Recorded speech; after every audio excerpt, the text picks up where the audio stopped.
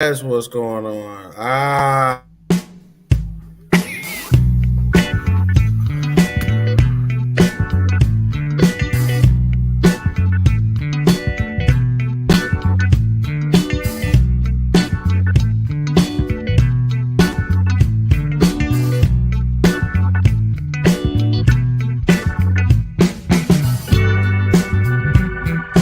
there, Let's Talk Sports fans. Thanks for tuning in.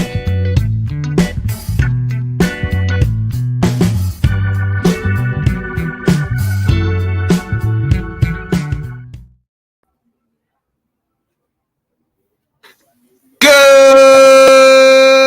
evening, fight fans. Welcome to another great Headkicks and Haymakers. I'm your boy Bodkins. Of course, with me as always, my main man, Wit. And man, was Saturday night a delight for UFC 300. We waited and absolutely the card delivered.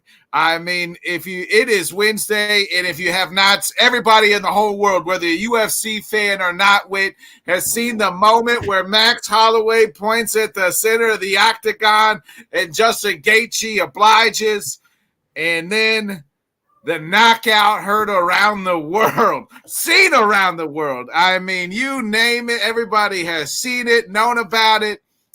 Incredible, absolutely incredible stuff. To me, that was the biggest takeaway from UFC 300 before we start playing matchmaker and going over all the results with that. The lasting image will always be, to me, Max Holloway doing this one right here, saying right now, right here, come on. And Justin Gaethje, I mean, we both picked Gaethje in that fight. Both said we love Max. Just thought that, but I mean, Max looked just so much better. And let me tell you, bro, it's crazy. Max Holloway was already a star, but after Saturday night, the biggest fight the UFC can make is him and Ilia Topuria in Spain. Do it yesterday. Bro, listen, the whole idea of if you didn't know, now you know. I am him. Listen to me. I am him. I am him. Put that right under Max Holloway. He said it's the BMF belt.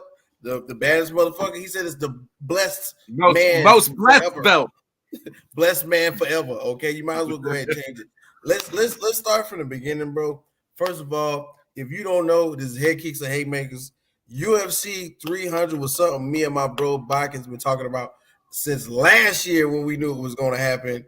And boy, it did not hesitate to give us every bit of excitement. And right now, I'm talking about like literally, it started off with a bang, and it ended with an even bigger bang, in my opinion. But right there in the middle, we got one of the biggest fights we said it was going to be fight of the night, and then turned out to fight of the night, knockout of the year. Yeah. I mean, go ahead. That could have been fight of the year, knockout. That's knockout of the year. Just go ahead and give Max Holloway. There's not one that's going to be topping that. Listen, bro. The idea is in real life, somehow, some way, that image is going to be plastered in UFC fight fans for eternity. Like, you know how they do those best knockouts shows every once in a while on ESPN at 3 a.m? That's going to be on there forever. You know what I'm saying? And I can't wait to Max Holloway, you know what I'm saying, gets his first bout. This got to be first bout Hall of Famer.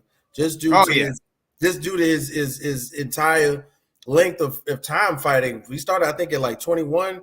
Now 19 or something like 19, 20. Yeah, 19 or 20 in the UFC, nonetheless. In the UFC, he's fought literally the who's who. Listen, he didn't start in no cookie cutter league, in no cookie cutter promotion, and now, you know, I'm sorry, he lost to one of the best fighters in his division 3 times in Volkanovski.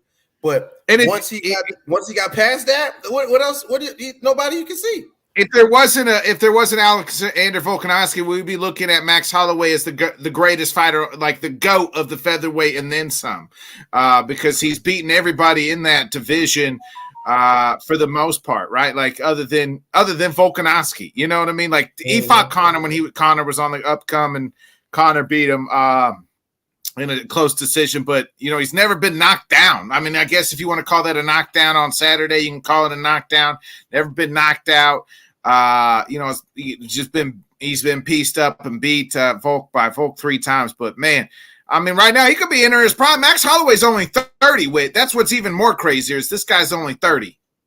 And, man, listen, and the thing is, they say you reach your physical peak right around then. One of the things that I remember from watching some of the pre-fight analytics and everybody talking analysis, was, he looked better this time around at 155. Yeah, before.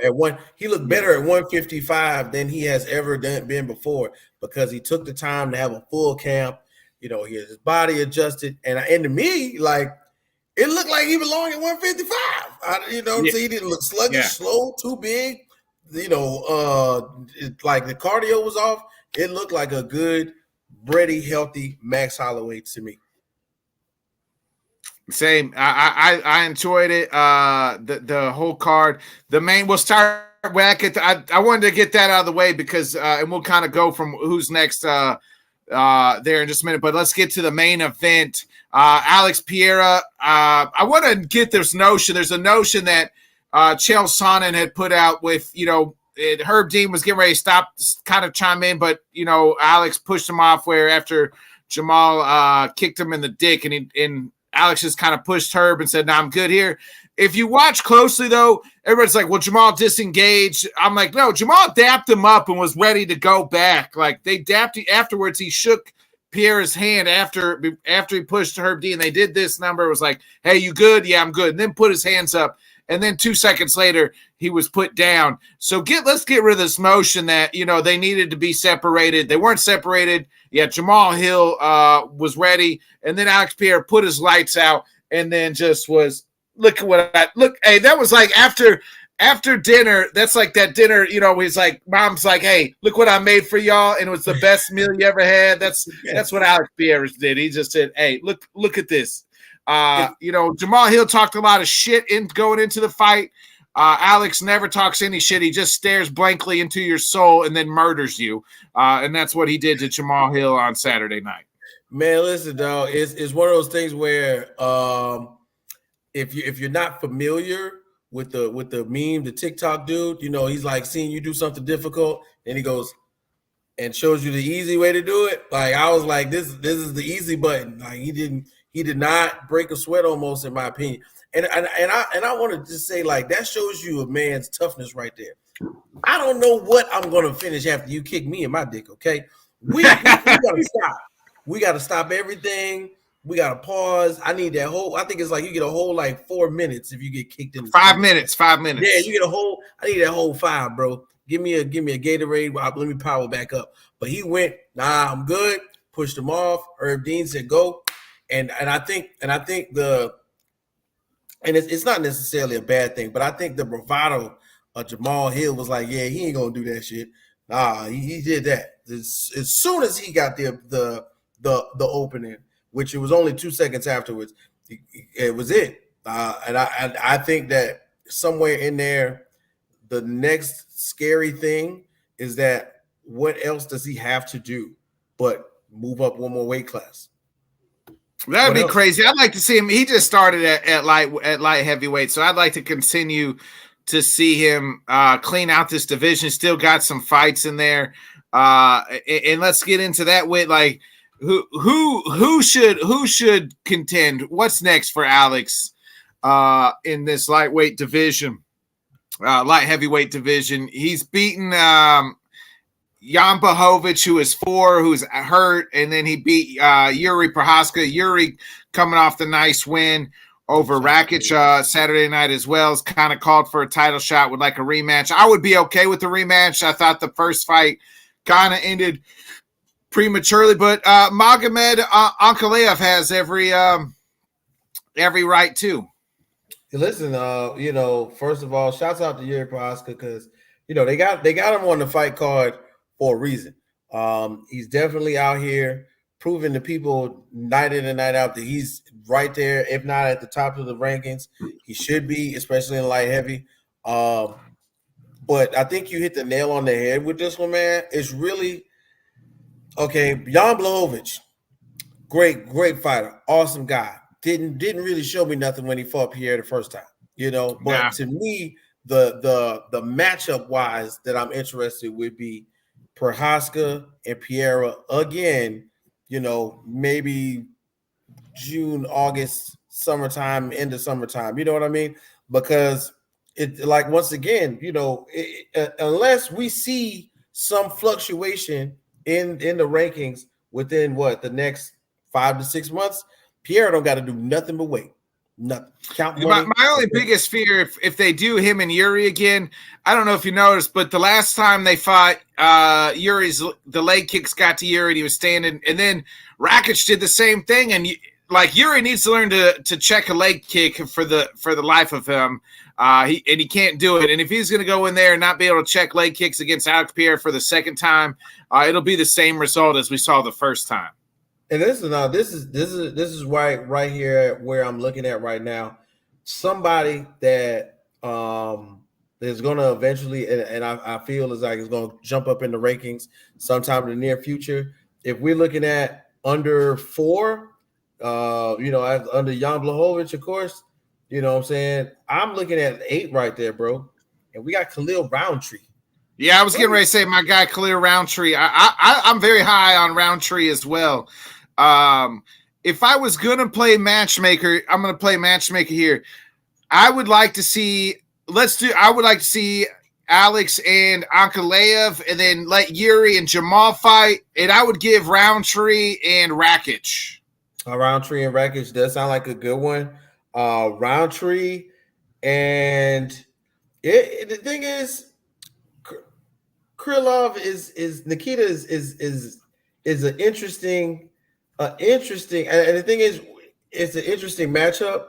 But Johnny Walker's there somewhere too, and we can't, and even though we haven't seen him in a minute, we got to think about that 6 through 8 that can rotate really fast with the matchups. Walker's coming off a loss to Ankalaev. Just the last. Yeah, Walker just went down. Is the point? Which is the hard part? You know what I mean? Would Roundtree squeak up above? That's why I said do Roundtree and Rakic. You get the 8-5 matchup. Roundtree coming off the win of Anthony Smith. And that gets Roundtree into the top 5 if he beats Rakic. And you do Yuri and Jamal, the 2 losers of the last time, former light heavyweight champions, both lost to Alex. Let them go at it, and let Ankalaev take on Pierre. But Ankalaev, I seen he tweeted out. He said in an interview or something that he wouldn't try to wrestle Alex. He would try to stand and fight with him. I don't know, Magomed. Many have tried and many have died. So you don't want them problems if you're going to stand. Listen, bro, it's one of those funny things where you think to yourself, I figured it out. And every time somebody says that, it's not working. Like, what are we as people who are watching his fights not understanding? He is built different. He understands what you want to do to him. There were some leg kicks in there. You know what I'm saying? There was a couple of leg kicks really early on, and I was like, oh snap, he's gonna hurt Khalil Roundtree's newly repaired Achilles. But Roundtree, you mean Jamal Hill. Yeah, Jamal Hill's newly repaired Achilles. But let's say, the next man who wants to wrestle him tries to go in there and stand and bang. I think that somewhere in there he's going to realize, hey, my wrestling is off. I got to work on that. And they threw him the black belt just because, man. I thought that was dope. Let's just give you a belt just for knocking the guy out. How about that? You get one. Yeah, I'm right there. I'm right there with you. I kind of like that matchup. What's your thoughts on the co-main event? Wei Li I thought she had old girl done in the first round. Looked like she choked her out. Yan Xiaonan said in the interview she didn't. I was still breathing. I just knew I had to get back to my corner to show I could still go. In an interview with Ariel Helwani today. But Wei Li looks like, she pretty much had that in hand. I had her on the scorecards winning 4 out of the 5 rounds. I think her and let's just go ahead and do her and Tatiana Reyes next. Listen, bro, this was one this was one for the you know, like the you remember the wrestling, like the Intercontinental Belt, you know what I'm saying? Yeah. And then you'd be like, yo, who is this guy? Right? Wrestling the British Bulldog or something like that. But in all seriousness, for the Asian community, for women, this was a big fight. I was and this, the comments of your boy K Witt on Head Kicks and Haymakers are not that of Nick Botkins, who's one of the sole proprietors of the show. But I was at the Chinese restaurant, the buffet, okay? And my man next to me, who was a cook, he was behind my family, he was looking at Yan Xiaonan on his phone.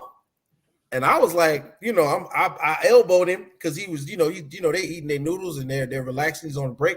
I elbowed him and I said, you watching UFC tonight? And he, oh, yes, yeah, fight. That was important.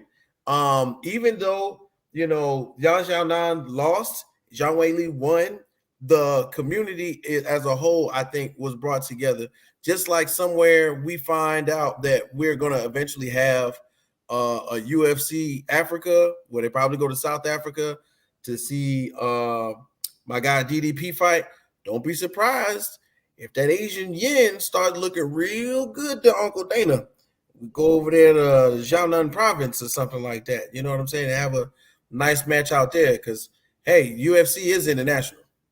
Yeah, they haven't been to China in a couple years, but I do think that they've tried to go back. It just hasn't worked a couple different times. But every time we turn around, unfortunately, the communist regime, which is China, is doing something that a good red-blooded American cannot agree with. Stop I know that we're not gonna get political on this show, but yes, they are doing things we can't agree with.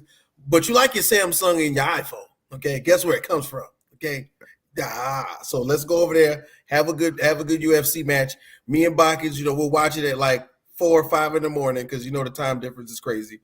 And and watch Yan Xiaonan be an ambassador to bring people into her a beautiful country, which is China. I want to go shoot out. Who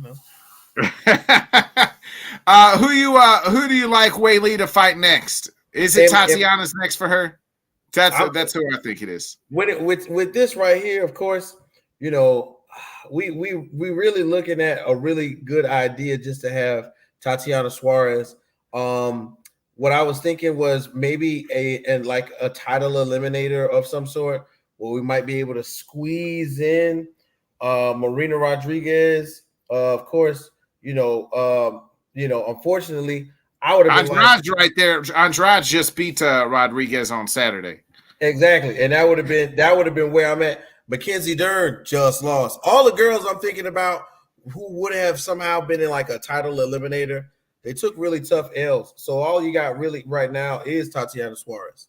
Yeah, I would like to see Yan Xiaonan either take on Lemos, who just lost it to Weili, or even Verna Jabarino, who's number 5. That gives Verna a chance to crack that top 2 or 3 and be next if she can beat Yan Xiaonan. But I'm all in on Tatiana Suarez versus Weili. It would be, a good wrestling match. Tatiana's an All-American wrestler. And Weili, we saw her use her ground game quite a bit on Saturday night. So sign me up, man. The crazy thing sign me up for that. The crazy thing is she was. I feel like sometimes you got to see those fights that are like 5 rounds, so you can kind of see them pull all the cards out of the deck. Empty the clip on us. We saw the stand up, we saw the wrestling, we saw a couple submissions. Even though they didn't, she. Yan Xiaonan is tough now. I don't know how many. I think it was at least 2 really good deep rear naked chokes that somebody else might have tapped out of. You know what I'm saying? Yeah, surprising she didn't tap in the first round. And she was out, but I think that they gave her. I think that the ref kind of shaking her, got her up. She was going to the wrong corner. You know what I mean? And hell, I think she came to. What's my guy named Joe Rogan was saying, like, did you hear the corner? They're giving a smell. So can you do that? Is that illegal? yeah, it's illegal. We want No, they didn't. No, it's illegal. They didn't give her smelling salts. It's illegal to put. It's illegal to give her smelling salts in the UFC. But they put ice on her, kind of woke her back up. And it's not like she's concussed. Once she gets oxygen back to the brain, it's just like you had a good nap. And she said she wasn't all the way out, but was real close. Really close. Like 2 more seconds. If there was 2 more seconds on that clock, she'd have been done. Yeah, that's what I was saying. About 2 more seconds, man. Ain't no second guessing that one. That was over. Yeah. We already talked about the Max fight. To me, but I want to get back into the Max, the BMF fight real quick. I think Max versus Ilya is bigger than right now than the rematch of Alex and Ilya. Do you agree? The thing is, I'm in agreement to do whatever Max wants to do. Everybody up one division, down a division. Everybody needed to pay attention to that shit because, to me, can he go do Islam? Prepared now? Can he be prepared to full camp, all the way heavy? Can he do Islam? I think so. Could he go down? And could we see Ilya? I definitely think that Ilya is a possibility. But for me, I'm in the mindset of, dog, keep the weight on. Don't go through that drastic shift and have to fight, somebody who's prepared to get you right there in the featherweight. Nah, man, stay healthy, stay at lightweight, take on Islam, and let's see something we really want. Because of course Islam's claim to fame is going to be his wrestling, but Max's claim to fame is going to be them hands, baby. That's what I want to see work. Yeah, I think he's going to go back down to featherweight. It all sounds like, but Max he's got rank number 9 now in lightweight, and he's number 2 in featherweight, so only behind Alex Volkanovski. I do think, like I said, to me, it's the biggest fight you can make is him and Ilya. Ilya said he would finish Max Holloway today in an interview in rounds 1 or 2, and I think you couldn't be more wrong. Max has never been finished, and I don't think Ilya. The reaction to Ilya on Saturday night did not seem fitting of somebody who listen, to fight. He was a spectator, and I don't think he realized that camera was on him. He was in awe of that knockout. Yeah, but when they showed him that first, because they had the camera on him for about a good 4 seconds before he realized then he want to swing. Too late, bro. We done caught you with the open mouth. Yeah, everything, yeah, right, yeah, exactly. We caught him looking like that before he tried to make that.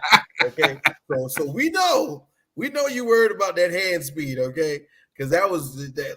If you don't got TikTok, if you don't got Instagram, if you don't got Facebook, and you didn't see the last basically 5 seconds of that fight, that would have thrown it for everybody. Yeah, the last 10 seconds of that fight was just insane. Like I said, that's one for the history books. And that the story is just coming out. You know what I mean? Max Holloway is he said, "I am him. I am him." Yeah. Listen, brother, I am him. I am him, brother. Then we had before that fight, Charles Oliveira and Arman Tsarukyan goes the distance. I don't know how Arman didn't tap in a couple of those holds, man. I thought Charles had him twice. Kudos to Arman, and that was a very close fight. I scored it for Arman. Charles did have the close submissions, but I thought Arman just did win. It was razor thin. I think what set the bar for the decision to go Tsarukyan's way was the fact that the submissions weren't completed. You know what I'm saying? They were completely reversed. Yeah, exactly. Yeah. That's my point. Like, for someone who watches it, like, we're used to Oliveira getting you and it being over.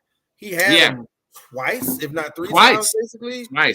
And Tsarukyan got out of it. So I think, for someone who watches or is scoring fights, to get it reversed out of a Oliveira, hold is probably like that. Hey, you get points for that, bro, because Oliveira takes everybody out when he gets you in those positions.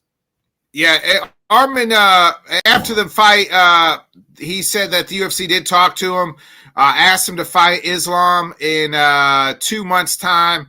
He said thanks, but no thanks, just due to the simple fact that, he wants a full camp. He already fought Islam once on short notice, didn't want to take his first title shot on short notice. And now it's Dustin Poirier who gets the nod there at 302. So in 2 months' time in June, we'll see Islam take on Dustin. But for Armin, if I'm Armin, I just sit and wait. I'll take the winner. You want to say hi to Uncle Nick? Say hi to Uncle Nick. Hi. Hi.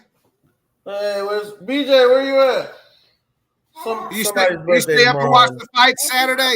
You got to stay up and watch the fight Saturday? You got tell him after we got from Legoland, I think this guy had paint on his face, and I think this one here stayed up and watched a little bit of the fights. Did you guys have fun at Legoland? Yes. Hey, that's what I'm talking about. You didn't have fun? I did. You had a snake on your face all day long. You should. I know you had. I know you had fun. But yeah, man, the kids, great time at Legoland, and I was in the car like I gotta get to the house. I was driving like 90 from Winter Haven. Okay, doing it, going fast. Thank you, boys. Back to the room. Go, run fast. Yes, go get one. You can have one, sure. Both of y'all get one. You want one too? You want juice? Go get one. Well, I got a juice and a snack. Did you? You got something to eat. Yes. All right. Get the juice, and we'll talk about everything else later. Okay. Hey, right. But I was saying, I think Armin should sit and wait for his title fight. Take the winner of DP and Islam. Yeah, no, you make a lot of sense when it comes to that. For me right now, he's proven, in these last two fights, he's proven he's a contender. He's not a slouch. He's not, a flash in the pan. Like, and we've seen it. This is what I like to say. My saying, like, sometimes you got to get taken into deep water to prove your point. And this was one of those, man. Oliveira had him twice ready to get up out of there, and he survived. We seen DP get tapped out. We saw I believe Justin Gaethje get tapped out. This man holds this UFC record for most submission wins. And Armin didn't tap. So, kudos to Armin. Yeah, shout out to Armin Sarukian, man. Bobby Green couldn't get him off his game this time, man. So unfortunately, shout out to Bobby. Everybody saw what happened to Bobby Green this time, so shout out to him. Yeah, and then obviously Bo Nickel. Who should Charles get next, real quick? He fell down to number 2. I would like to see maybe you do him and Gaethje rematch. I would actually do Gamrot, who's 5th. Go ahead and pump Gamrot in there. Gamrot and Charles next. Man, to be real, Michael Chandler want to fight somebody so bad. Why not throw Chandler in there real quick? Chandler's fighting Connor at 303. I mean, we know that, but do we really know that? No, yeah, it's official. It's official. I hope so. But if like you said, you throw Gamrot in there, I definitely like that one. You don't want to take him. You don't want to take him too low to fight somebody. Like Bourne Benil. Of course, that's not favorable. But I like what you're saying when you throw Gamrot in there right now. Because Moicano's down at 10. You really don't want to go below 10. Yeah, no, I would do Charles and Gamrot next. And we'll talk about while we're on where you mentioned it, Moncano and Jalen Turner. What was Jalen Turner thinking Saturday night? He knocks Moncano down in the first round and just thinks the fight's over. Yo, man, you got to go in there and finish him up. Right. Listen, bro. First of all, let me tell you something. Jalen Turner, awesome fighter, awesome fight. The last time we got a chance to see him out, but he missed the bag, like the kids say. Like, you dropped the bag on this one. It was, the world would have been his oyster if he would have took out Moicano, and it didn't complete the job. You know what I'm saying? So now the tables have been reversed. Chandler goes back, not Chandler, but he goes back to the back of the line, and we got to see what Moicano. And it's interesting because in real life, just like you said, he had him sold up, like sold up so good that somehow, some way, I don't know what he was thinking when he didn't finish. You go down there, you take his lights out. I'm right there. Yeah, they should have. For me, Monk, that's who you mentioned. Boring Benil. That's who Moncano should fight next. 10 versus 6. I like that fight. Do that at like International Fight Week at UFC 303. Get Moncano. Keep putting Moncano on pay-per-views, baby, because the guy delivers a good promo every time out after he wins. So more and more every time he fights, I'm becoming more of a Moncano guy. And listen though, like, and even though, and this is what I'll throw out there, and even though it's like a -2, like literally, I still, just for the sake of, matchups, I still like Benoit Saint Denis a little bit. Moicano Saint Denis might be a good one. I just want to keep. So what I like to do is, if you win, how I do rank it. Like, hey, if you win, you get to fight up. And if the guy who lost the previous, he's got to fight down. Darush is on a 2-fight losing streak, so he gets the fight down. Moncano's on a 2-fight winning streak, 3-fight winning streak, I believe, actually. Get him fighting up. BSD is at 13. You could do him and Jalen Turner. I would love to see BSD and Dan Hooker fight. Dan Hooker's at 11. Yeah, they both on a 2-fight losing streak. You damn right there. Goddamn Dan Hooker go in there and blaze it up real quick. I wanted to mention real quick, Bo Nickel got into his second round for the first time in his UFC career. I would love to see Bo Nickel fight an actual ranked fighter. I know he's only had five professional fight, like 6 professional fights, 5 of them in the UFC.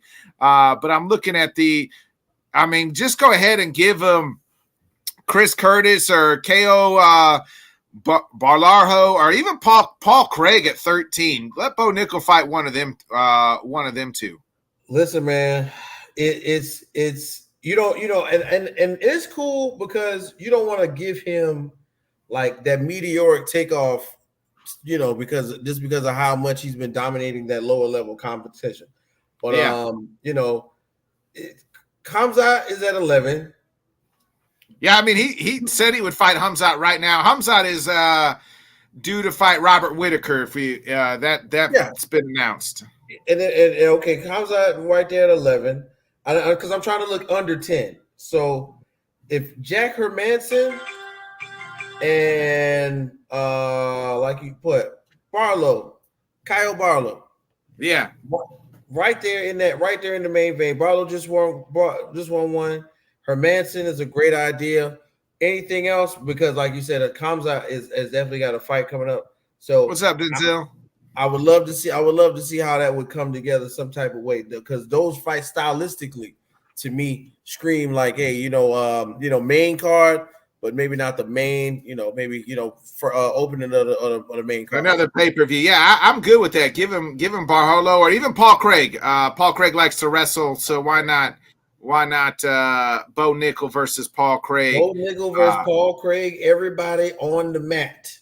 Yeah, Paul Craig got what is this? Paul Craig is fighting Barlow May 4th.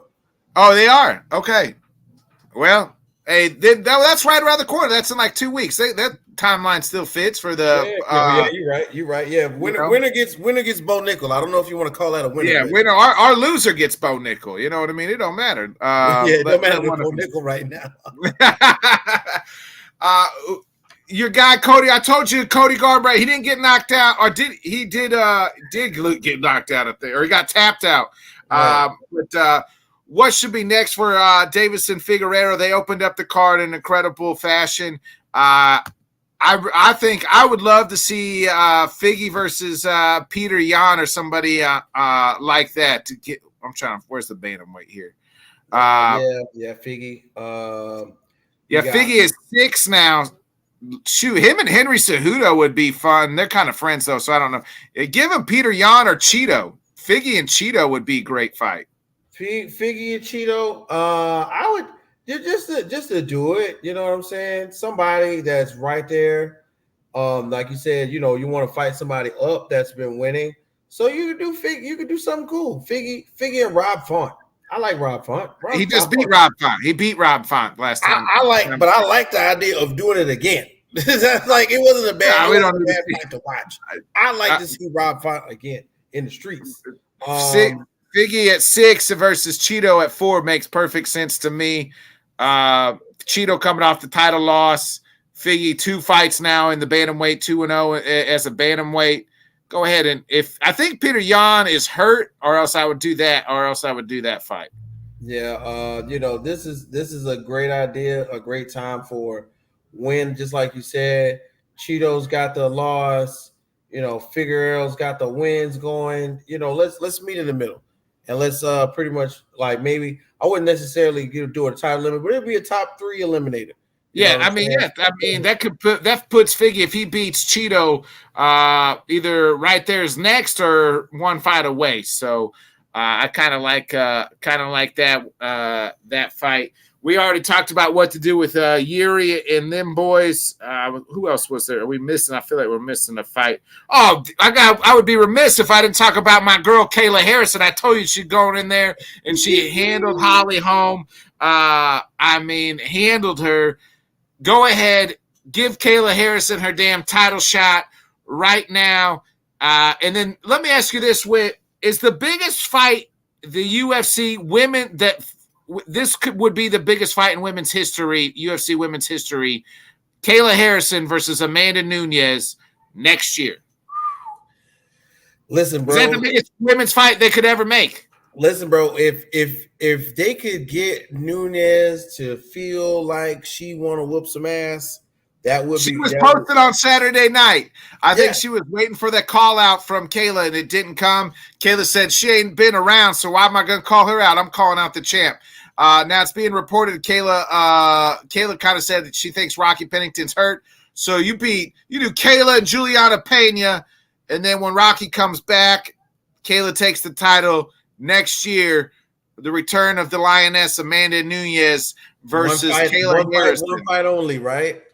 It could be at 145 or 135. I'm sure Kayla would love it at 145, so she don't got to take that damn weight cut because she looks sickly on the scale. Woo! I was just about to say I would be remiss if I did not say that fighting is a serious sport. The men and the women take it seriously. And man, when they showed Kayla on that scale, she was holding on by a thread, man. I'm talking about running on empty. She was bones on the scale, bro. That was it. But she did make that comment coming out of PFL. She would basically have to cut off one of her legs in order to both legs. Yeah, she would have to cut off 2 of her legs to make the cut, but God dang it, she made it, and I know there had to be some good water. Soon as she got off that scale, that water tasted so goddamn good. Yeah, she looked good on fight night though. Handled through Holly Holm all around. Yeah, it's the balloon. Holly Holm, she made Holly Holmes look like the smaller fighter, and normally that's not what happens with Holly Holmes. 9 times out of 10, Holly Holmes looks like normally the larger fighter. She made Holly Holmes look small. That weight ballooning, jacked her up, I would say, immensely. Do you think, though, Amanda Nunes versus Kayla Harrison, the biggest women's fight that the UFC could ever make? That, to me, that's the biggest fight in the UFC. Women's, if that fight happens, it's the biggest fight in women's UFC history. Name me one other fight. Some people, I've had this discussion, people like, well, Holly Holm versus Ronda Rousey. I said, nobody knew who Holly Holm was. Like, yeah, she was a Hall of Fame boxer, but she wasn't, like, you look at the odds of that fight, they were all in favor of Ronda, right? Like, Kayla Harrison versus Amanda Nunes is the biggest women's fight in UFC history that could be made right now. And listen, the thing is, when the Nunes Cyborg era was happening, what's up, Rob? There was very little to compete with what was going on.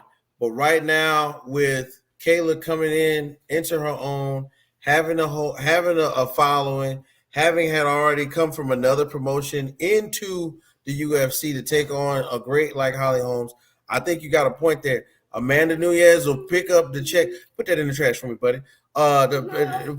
Basically we'll put. Oh, it's not open. Oh, yeah. Thank you, BJ. Open it for him. The whole point would be Amanda Nunes would come out of retirement for that check, and then boom, we would have no reason for her to ever return ever again. She can ride off into the sunset, happy with her family. Because I mean, what other mountain would she have to climb except for beating someone who comes into her promotion wanting to be the at the top of the tops. And there's a lot of backstory there. They used to be, teammates, both fought at American Top Team. Then Amanda left. There's rumblings that they didn't, Amanda didn't like Kayla, was threatened by Kayla at American Top Team about Kayla coming in. There's a lot of stuff that, underlying storytelling there.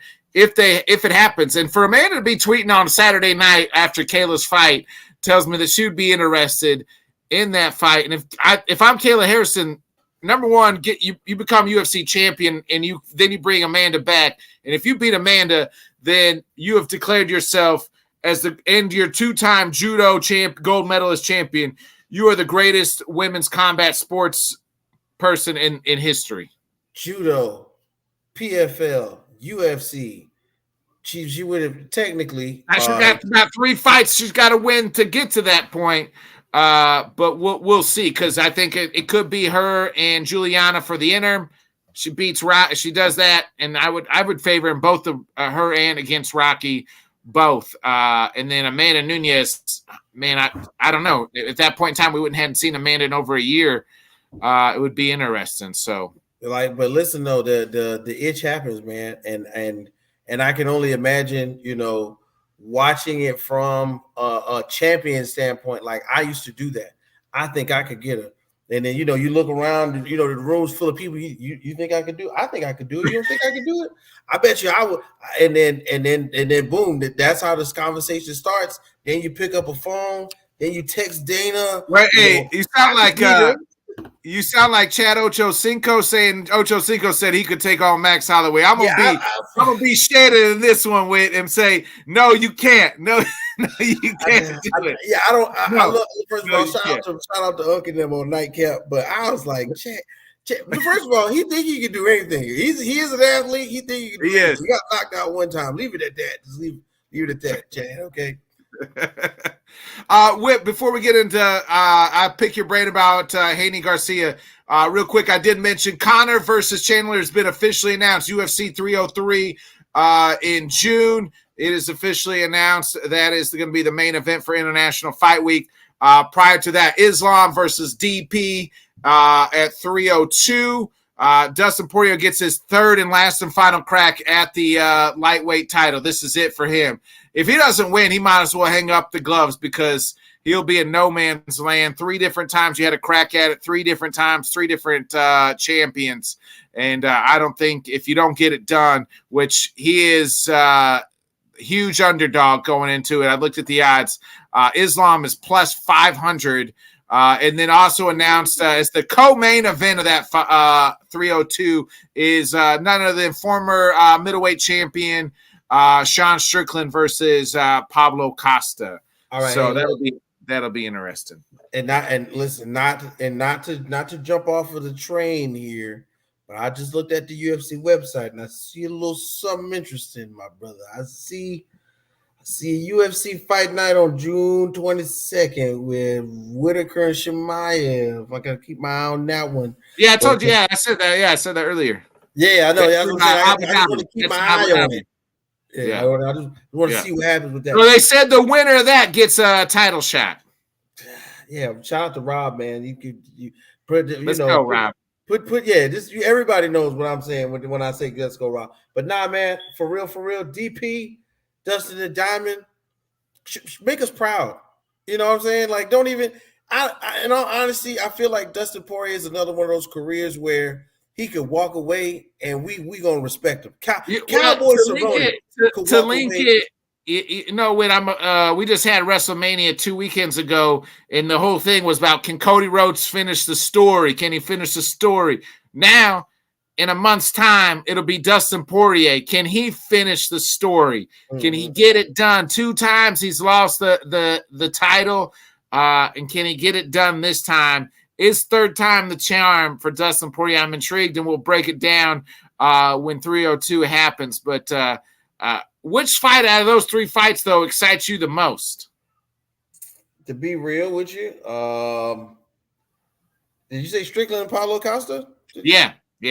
I kind of want to see Sean in the ring, man. It's tough to it's not tough because he said himself it wasn't about winning the title and keeping being the champion in the first place. So show us what it's about. If it's not about the title, keeping the title, just go out there and whoop a guy. Just beat his ass. Just come on. Show us what you can do because I don't want to think it's a fluke with Sean Strickland.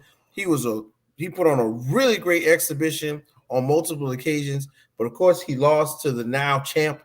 Does he still have that prowess to face another contender? Or was that his peak? Like, did he peak and then that's it? He's going to be, somebody that just wanders around the middleweight contenders and goes up and down every 20 seconds.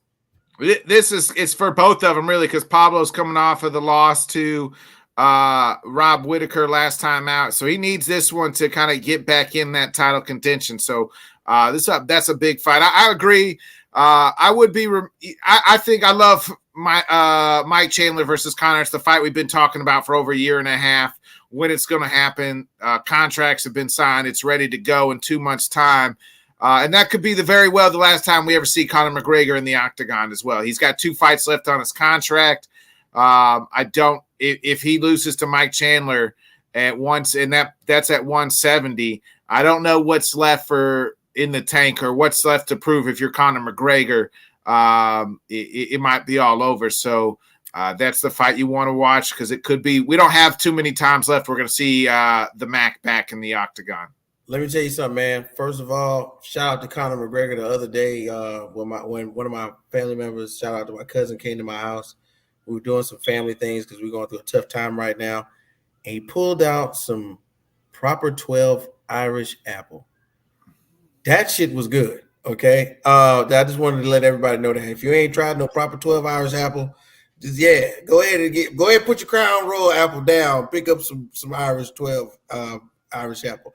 Anyway, I feel you, man. The thing is, as I mentioned, Irish apple and proper 12, he doesn't have nothing. I'm not saying he doesn't have anything to prove, but he doesn't have nothing to prove. His pockets will tell you.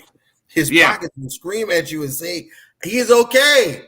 He don't got to fight, But just like we see fighters like Mike Tyson just getting in the ring to do it. You know what I'm saying? I think Conor McGregor is that guy. I was watching Tough and The Ultimate Fighter and seeing him like he was in a full. I've watched The Ultimate Fighter a lot. You know what I'm saying? It's one of my favorite shows when it's on. And sometimes the coaches, they're in there, they're coaching. They're kind of not really, working as hard. Conor was in there busting a sweat every episode, sparring. He kicked the crap out of one of the guys, almost had the guy not fight on his team. You know what I'm saying? I feel like he's going to be one of those guys, 4 or 5 years down the line, he's going to fight somebody in a charity boxing match or something like that. Because that's Conor McGregor. So I'm intrigued to see it too, but I wouldn't be surprised if either in a win or a loss, if that's the last time we see Conor McGregor. Yeah. This Saturday, no UFC this Saturday, but this Saturday we get Haiti versus the Coke Man himself, Ryan Garcia. We're saving the kids. I got a text that says we're saving the kids. First off, bro, you know me, man. I appreciate you letting me get a little bit of this boxing off. Everybody knows, man, like I'm a real boxing enthusiast. I love the good fights. I love the storylines. Everybody knows I kind of hate the fact that there are so many sanctioning bodies, so we never really get the fights we want to see. But Ryan Garcia is not a coward, okay? He went in there and fought Tank Davis and got his kidney punched through his back like a man, and he took the L. Devin Haney went up a weight class, put on weight, and he whooped his last opponent's behind. Of course, if you saw it, you saw it. But right now, this is one of those fights where the things before the fight, the spectacle, are taking away from the matchup. Unfortunately, Ryan Garcia may be. He's not well. Yes, he may. That's a good way to put it. He may be personally having issues with his mental health. That is the truth. I don't know how else to say it without sounding very insensitive. But Devin Haney is on his way to the stratosphere if he can take this one out. Is the next idea for Devin Haney to figure out a way to get somebody to come up like a Boots Ennis to fight him? Does Tank Davis? The thing is, Tank is so scary. He tells everybody, "Look, I'm not coming up to you. You come down to me." But Devin Haney is never cutting that weight. Never. And he's a grown man. He looks in shape no matter what weight, no matter where he is now. And all he does is have to lose just a couple of pounds to get into that ring. Devin Haney in the last fight before, when he had to do that weight cut, you saw how you were worried about Caleb. Devin Haney looked like that up there on the scale. So I feel like this is where he should be. And I think this is going to be a good one. For the sake of just picking a winner, I think that Devin will actually catch him on points. I don't think it's a knockout fight because Ryan Garcia is slept on as far as his chin is concerned. I agree that Haney a lot. Pause. But I think Haney wins, but I think he knocks him out. I just think the way Garcia is, the way things are right now in his life and the way he's acting and things like that has not gone. I don't know how much, you know what I mean? Like how much this has been the forefront for him in his life here recently. And the thing is, everybody around you and everybody in all the reports is going like he is completely sober. He's sober. They got the video of him at the club. They said he did not have any drinks. He was completely drinking water. Yeah, you don't need drinks when you're on something else with. It's the idea that right now we don't know what he's on, and it's so confusing. Yeah, this man pretty much admitted he's on cocaine. He said, "Me, Devin Haney coked out, or what did he say? He said, me coked out versus John Jones coked out. Who y'all think wins, hypothetically?" Once again, y'all doing coke together. Yeah, I was about to say they might as well party together. Well, listen, you gotta take into effect that this young man has made his bones in the boxing world to get to these big money fights.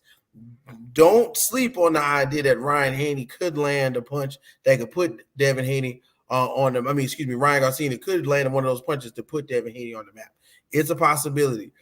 But based on what I'm seeing right now and how the world is turning, Ryan Garcia had better keep his distance and only close when necessary.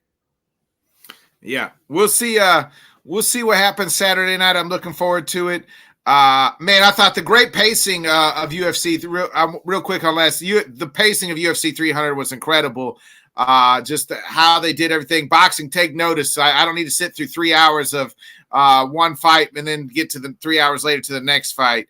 But UFC 300, I give it an A++. What about you? Man, listen, I give it a 100. Okay, because it was well produced. The production value was there. When they did have some cut scenes that were worth looking at, they weren't really long and drawn out. One of the things I know is that I don't know if y'all know, but Turkey Al Sheikh want to be a movie producer. Okay, every fight he's done in Riyadh has a hell of a promo. Good promo. Yeah, but the fight trash. I'm not saying that the fighters are trash, but the fights leading up trash. Everything prior to the main event, I don't really care for. But UFC 300, they delivered. They Hands scored. down. That was a what is it in hockey? That was a top shelf slap shot right there, and we didn't see it coming. No way that the goalie could have caught that one. It was worth its weight in gold for sure. Amen, brother. Before we get out of here, Whit, you got any last or final thoughts on what you got going on the rest of the weekend? All right, man. I'm gonna keep it real with everybody. And I don't want to change the mood, man, but I lost my grandmother today. And I feel like somewhere in what she got a chance to see me do, she would have wanted me to be on the show today. And like, I got a chance to speak to her. I get a chance to see her. I was by the bedside. I held her hand. I kissed her forehead. Like, go love your people, man. Go love on those people. I don't care where they at. I don't care if they're in the house with you. I don't care if you got their phone number. You ain't talked to them in a long time. I was blessed enough to have 37 years with that woman. You don't know how much time you got with the person you ain't talked to. So go find them, go hug them, go kiss them, and make sure you know that they know, make sure that they know that you love them. And that's word about my grandma. I love you, Evelyn. Real talk. Amen, brother. Sorry for your loss. If you need anything, I'm here for you. You know that. And so T's and P's to your family as well, and your grandma. So condolences for real. I don't know how to follow that, Whit. Thanks a lot. So in the hoop on Friday, I gotta talk about basketball. The playing is happening right now too. My grandma used to ask me about basketball because she didn't understand how good LeBron was because she was used to Dr. J and Michael Jordan. So there we go. That being said, I'll be back tomorrow night as well on the Let's Talk Sports Show, 8 o'clock Central, 9 Eastern. We will be talking the NBA. It is our NBA playoff preview. Plus, we're going to give out our top 10 greatest basketball players of all time. So be a friend, folks. Tell a friend. We'll be back next Wednesday, talk about the Haney Garcia and more UFC news. We'll see you then, folks. Be a friend, tell a friend, like, subscribe, share. For my main guy, Whit, I'm Bodkins. This was another great episode of Headkicks and Haymakers. I'm going to hit that outro. All your we'll people. See you later.